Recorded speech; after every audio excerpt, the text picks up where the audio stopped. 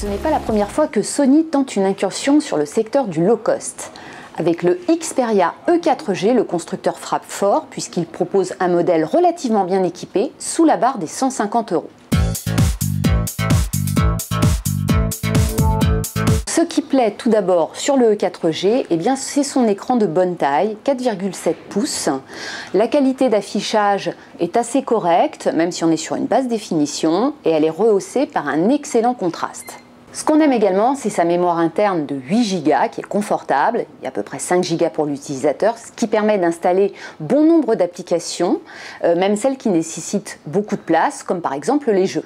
Autre point important, l'endurance du smartphone qui est très bonne puisqu'on a plus de 10 heures en surf, environ 9h30 en lecture vidéo et sur notre nouveau test d'autonomie polyvalente, on a même plus de 8 heures, ce qui n'est pas si banal sur les smartphones low cost. Mais surtout, l'attrait du E4G, c'est son processeur Mediatek, une nouveauté chez Sony, un processeur qui est assez puissant et surtout qui est accompagné d'une puce graphique, la Mali T760, très performante, en tout cas suffisamment pour faire tourner à peu près tout type de jeux, y compris les plus sophistiqués.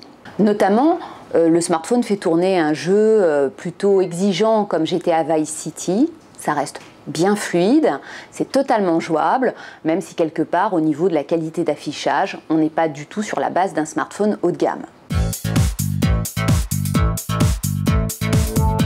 Même si ça ne gêne en rien la bonne réactivité du smartphone, on regrette qu'il fonctionne avec Android KitKat et non pas la dernière version de l'OS de Google, Lollipop. Et c'est d'autant plus dommage qu'a priori Sony ne prévoit pas de mise à jour. Le smartphone est équipé d'un capteur de 5 mégapixels, mais il n'est malheureusement pas très bon en photo, ni même en vidéo. Notamment en basse lumière, les images sont totalement inexploitables, mais même avec des bonnes conditions de luminosité, les clichés manquent de netteté, de précision dans les détails, et les vidéos sont très saccadées.